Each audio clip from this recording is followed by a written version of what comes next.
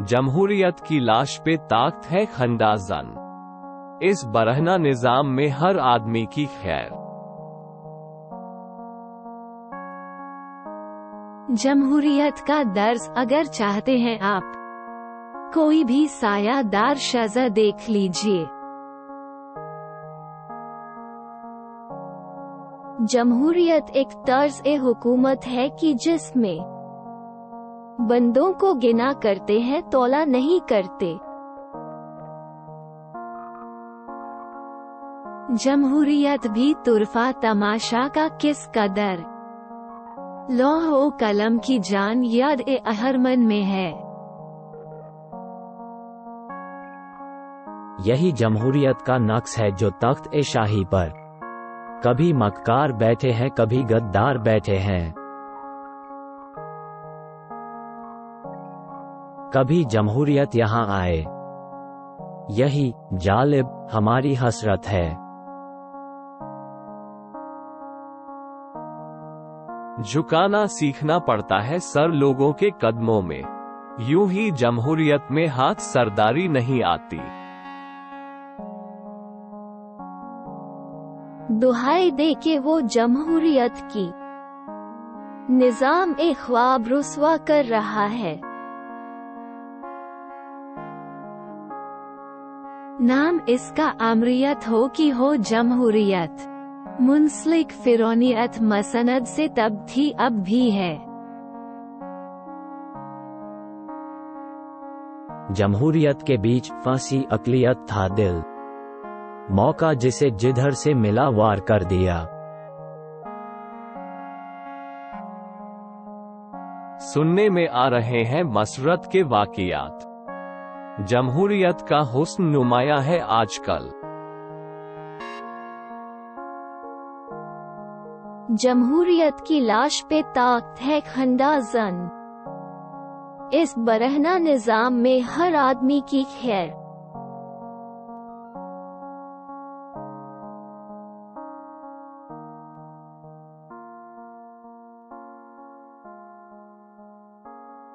जमहूरियत एक तर्ज़-ए-हुकूमत है कि जिसमें बंदों को गिना करते हैं, तौला नहीं करते।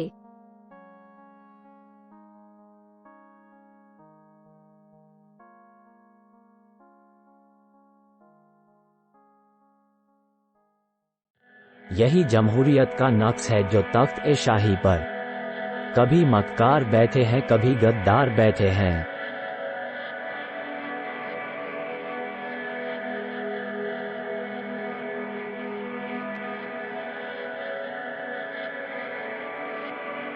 झुकाना सीखना पड़ता है सर लोगों के कदमों में, यूं ही जमहूरियत में हाथ सरदारी नहीं आती।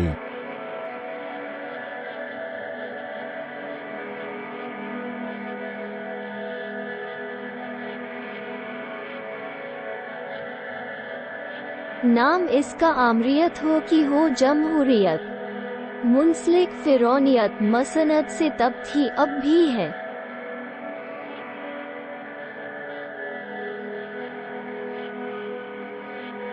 जमहूरियत के बीच फंसी अक़लियत था दिल, मौका जिसे जिधर से मिला वार कर दिया।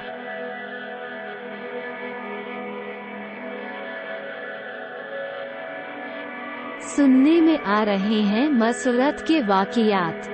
जमहूरियत का हुस्न नुमाया है आजकल।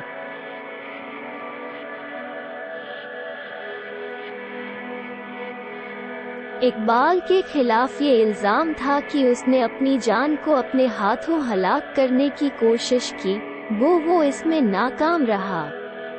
जब वो अदालत में पहली मर्तबा पेश किया गया तो उसका चेहरा हल्दी की तरह जर्द था। ऐसा मालूम होता था कि मौत से मुठभेड़ होते वक्त उसकी रगों में तमाम खून खुश्क होकर रह गया है, जिसकी वजह से उसकी तमाम ताकत सल्ब हो गई है। इकबाल की उम्र 20-22 बरस के करीब होगी, मगर मुरझाए हुए चेहरे पर खूंदी हुई जर्दी ने उसकी उम्र में 10 साल का इजाफा कर दिया था, और जब वो अपनी कमर के पीछे हाथ रखता तो ऐसा मालूम होता कि वो वाकई बूढ़ा है। सुना गया है कि जब शबाब के ऐन में गुर्बत दाखिल होती है तो ताजगी भाग जाया करती है।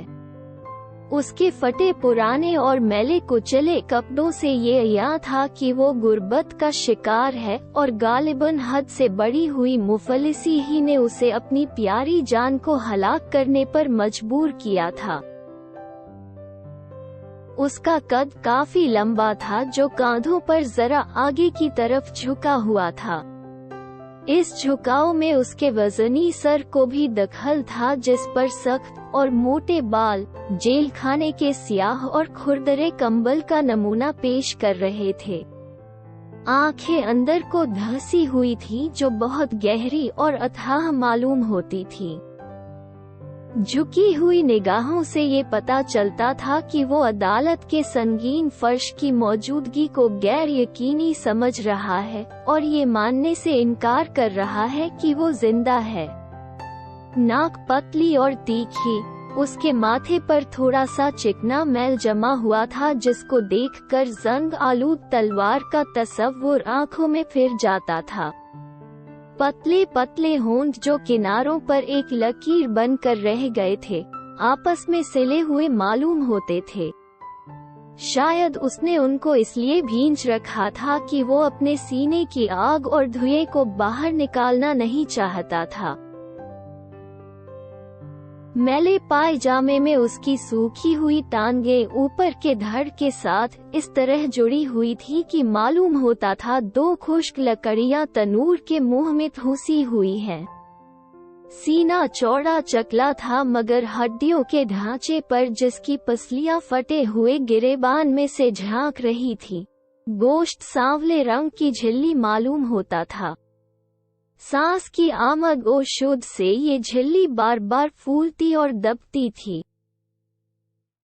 पैरों में कपड़े का जापानी जूता था जो जगह जगह से बेहद मैला हो रहा था। दोनों जूते अंगूठों के मुकाम पर से फटे हुए थे। उन सुराखों में से उसके अंगूठों के बड़े हुए नाखून नुमाया तौर पर नजर आ रहे थे। वो कोट पहने हुए था जो उसके बदन पर बहुत ढीला था। उस मैले और साल खूरदा कोट की खाली फटी हुई जेबें बेजान मर्दों की तरह मुंह खोले हुए थीं।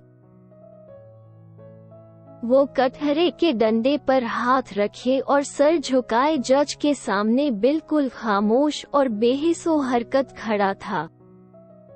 तुमने 20 जून को हफ्ते के दिन माना निवाला स्टेशन के करीब रेल की पटड़ी पर लेटकर अपनी जान हलाक करने की कोशिश की और इस तरह एक शदीद जुर्म के मुर्तकिब हुए। जज ने ज़िमनी कागजात पढ़ते हुए कहा, बताओ ये जुर्म जो तुम पर आइद किया गया है कहाँ तक दुरुस्त है? जुर्म। इकबाल अपने गहरे ख्वाब से गोया चौंक सा पड़ा लेकिन फौरन ही उसका वजनी सर जो एक लम्हे के लिए उठा था फिर बेल की पतली टहनी के बोझल फल की तरह लटक गया। बताओ ये जुर्म जो तुम पर आइद किया गया है कहाँ तक दुरुस्त है? जज ने स्कूल के उस्ताद की तरह वही सवाल दोहराया जो वो इससे पहले हजारों लोगों से पूछ चुका था। इकबाल ने अपना सर उठाया और जज की तरफ अपनी बेहिस आंखों से देखना शुरू कर दिया। फिर थोड़ी देर के बाद धीमे लहजे में कहा, मैंने आज तक किसी जुर्म का इर्तिकाब नहीं किया। अदालत के कमरे में कामिल सुकूत तारी था। शायद इसका बायस इकबाल का दश्तनुमा सरापा था जिसमें बला की हैबत थी। जज उसकी निगाहों के खौफनाक खला से खौफ खा रहा था। कोर्ट इंस्पेक्टर ने जो जंगले से बाहर बुलंद कुर्सी पर बैठा था, कमरे के सुकूत के दहशतनाक असर को दूर करने के लिए यूं ही 2-3 मर्तबा अपना गला साफ किया। रीडर ने जो प्लेटफॉर्म पर बिछे हुए तख्त पर जो जज के करीब बैठा था मिसलों के कागजात इधर उधर रखते हुए अपनी परेशानी और डर दूर करने की सही की। जज ने रीडर की तरफ नीखेज नजरों से देखा और रीडर ने कोर्ट इंस्पेक्टर की तरफ और कोर्ट इंस्पेक्टर जवाब में अपना हल्क साफ करने के लिए 2 मर्तबा खांसा।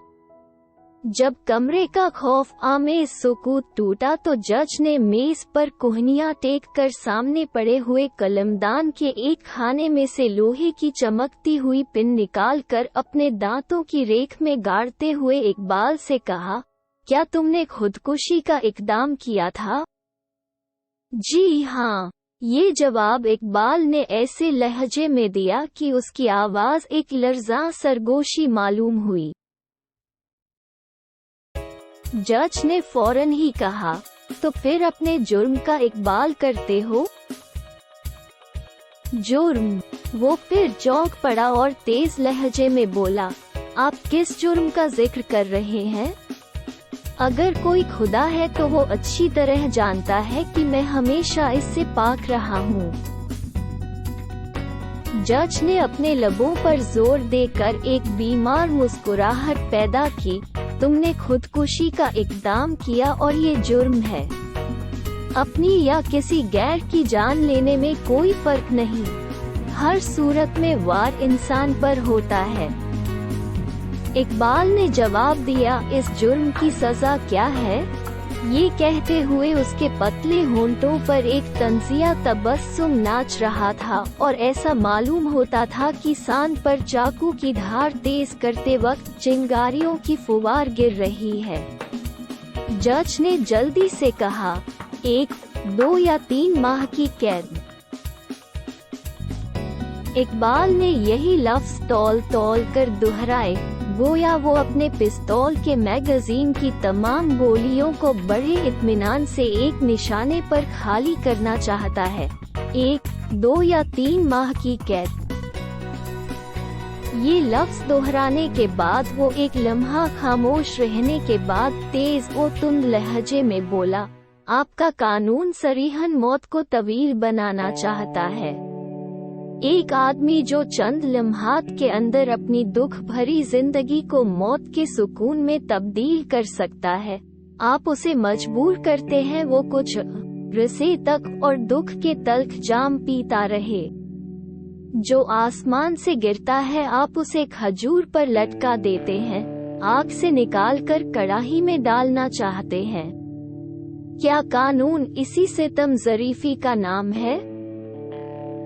जज ने बारोब लहजे में जवाब दिया, अदालत इन फजूल सवालात का जवाब नहीं दे सकती। अदालत इन फजूल सवालात का जवाब नहीं दे सकती, तो बताइए वो किन मतीन और संजीदा सवालों का जवाब दे सकती है। इकबाल के माथे पर पसीने के सर्द कतरे लरसने लगे। क्या अदालत बता सकती है कि अदालत के मानी क्या है? क्या अदालत बता सकती है कि जजों और मस्जिद के मुल्लाओं में क्या फर्क है जो मरने वालों के सिरहाने रटी हुई सूरा यासीन की तिलावत करते हैं? क्या अदालत बता सकती है कि उसके कवानीन और मिट्टी के खिलौनों में क्या फर्क है? अदालत अगर फन फजूल सवालों का जवाब नहीं दे सकती तो उससे कहिए कि वो इन माकूल सवालों का जवाब दे। जज के तेवरों पर खफगी के आसार नमूदार हुए और उसने तेजी से कहा, इस किस्म की बेबाकाना गुफ्तगू अदालत की तौहीन है जो एक संगीन जुर्म है। इकबाल ने कहा, तो गुफ्तगू का कोई ऐसा अंदाज बताइए जिससे आपकी नेक चलन अदालत की तौहीन न हो। जज ने झल्ला कर जवाब दिया, जो सवाल तुमसे किया जाए सिर्फ उसी का जवाब दो। अदालत तुम्हारी तकरीर सुनना नहीं चाहती। पूछिए, आप मुझसे क्या पूछना चाहते हैं? इकबाल के चेहरे पर यास की धुंध छा रही थी और उसकी आवाज उस गजर की डूबती हुई गूंज मालूम होती थी जो रात की तारीकियों में लोगों को वक्त से बाखबर रखता है। ये सवाल कुछ इस अंदाज से किया गया था कि जज के चेहरे पर घबराहट सी पैदा हो गई और उसने ऐसे ही मेज पर से कागजात उठाए और फिर वहीं के वहीं रख दिए और दांत की रेख में से पिन निकालकर पिन कुशन में गाड़ते हुए कहा, तुमने अपनी जान लेने की कोशिश की, इसलिए तुम असरूए कानून मुस्तोजिब ए सजा हो। क्या अपनी सफाई में तुम कोई बयान देना चाहते हो? इकबाल के बेजान और नीले होंठ फर्द ए हैरत से खुले के खुले रह गए। उसने कहा, बयान? आप किस किस्म का बयान लेना चाहते हैं? क्या मैं सरापा बयान नहीं हूँ? क्या मेरे गालों की उभरी हुई हड्डियाँ ये बयान नहीं दे रही कि गुर्बत की दीमक मेरे गोश्त को चाटती रही है? क्या मेरी बेनूर आंखें ये बयान नहीं दे रही कि मेरी जिंदगी की बेशतर रातें लकड़ी और तेल के धुएं के अंदर गुजरी हैं? क्या मेरा सूखा हुआ जिस्म ये बयान नहीं दे रहा कि इसने कड़े से कड़ा दुख बर्दाश्त किया है? क्या मेरी जर्द बेजान और कांपती हुई उंगलियां ये बयान नहीं दे रही कि वो साज़ हयात के तारों में उम्मीद अफ़ज़ा नगमा पैदा करने में नाकाम रही हैं? बयान, बयान, सफाई का बयान। किस सफाई का बयान? मैं अपने हाथों से अपनी जिंदगी का खात्मा कर रहा था, इसलिए कि मुझे जीने की ख्वाहिश न थी, और जिसे जीने की ख्वाहिश न हो, जो हर जीने वाले को तअज्जुब से देखता हो, क्या आप उससे ये चाहते हैं कि वो इस संगीन इमारत में आकर 2-3 बरस की कैद से बचने के लिए झूठ बोले? जज साहब, आप उससे बात कर रहे हैं जिसकी जिंदगी कैद से बदतर रही है। जज पर जर्द रूह इकबाल की बेजोड़ जज्बाती गुफ्तगू कुछ असर न कर सकी और 4-5 पेशियों की यक आहंग समाअत के बाद उसे 2 माह कैद महज का हुक्म सुना दिया गया। सजा का हुक्म मुजरिम ने बड़े इत्मीनान से सुना, लेकिन यकायक उसके उस्तखवानी चेहरे पर जहरीली तंज के आसार नमूदार हुए और उसके बारीक होंठों के सिरे भिंच गए। मुस्कुराते हुए उसने जज को मुखातिब करके कहा, आपने मुकदमे की तमाम कार्रवाई में बहुत मेहनत की है, जिसके लिए मैं आपका शुक्रगुजार हूँ। मुकदमे की रुएदाद को आपने जिस नफासत से इन लंबे लंबे कागजों पर अपने हाथों से टाइप किया है, वो भी दाद के काबिल है, और आपने बात बात में ज़ीरात की भारी भरकम किताब से दफ़्तर का हवाला जिस फुर्ती से दिया है, उससे आपके हाफिजे की खूबी का अंदाजा लगाया जा सकता है। कानून, जहां तक मैंने अंदाजा किया है, एक पर्दा नशीन खातून है जिसकी इस्मत के तहफ़्फ़ुज़ के लिए आप लोग मुकर्रर किए गए हैं, और मुझे इत्तराफ़ है कि आपने अपने फ़राइज़ की अंजाम दही में कोई दकीका फ़रोगुज़ाश्त नहीं किया। मगर मुझे अफसोस है कि आप एक ऐसी औरत की हिफाजत कर रहे हैं जिसे हर चालाक आदमी अपनी दाश्ता बना कर रख सकता है। ये लफ्ज़ अदालत की तौहीन ख्याल किए गए और इस जुर्म के इर्तिकाब में इकबाल की जिंदानी में 2 माह और बढ़ा दिए गए। ये हुक्म सुनकर इकबाल के पतले होंठों पर फिर मुस्कुराहट पैदा हुई। इकबाल ने जेरे लब कहा, पहले 2 माह थे, अब 4 हो गए, और फिर जज से मुखातिब होकर पूछा, आपको ज़ीरात ए हिंद के तमाम दफ़्तर असबर याद हैं? क्या आप मुझे कोई इसी तौहीन की किस्म का बेज़रा जुर्म बता सकते हैं, जिसके इर्तिकाब से आपकी अदालत मेरी गर्दन जल्लाद के हवाले कर सके? मैं इस दुनिया में जिंदा नहीं रहना चाहता, जहां गरीबों को जीने के लिए हवा के चंद पाकीज़ा झोंके भी नसीब नहीं होते, और जिसके बनाए कानून मेरी समझ से बालातर है। क्या आपका ये कानून जी वो गरीब नहीं जिसने इस बात की तहकीक किए बगैर कि मैंने खुदकुशी का इकदाम क्यों किया, मुझे जेल में ठूंस दिया है? मगर ऐसे सवाल पूछने से फायदा ही क्या? ज़ीरात हिंद में गालिबन इनका कोई जवाब नहीं। इकबाल ने अपने थके हुए मुर्दा कांधों को एक जुम्बिश दी और खामोश हो गया। अदालत ने उसके सवाल का कोई जवाब न दिया।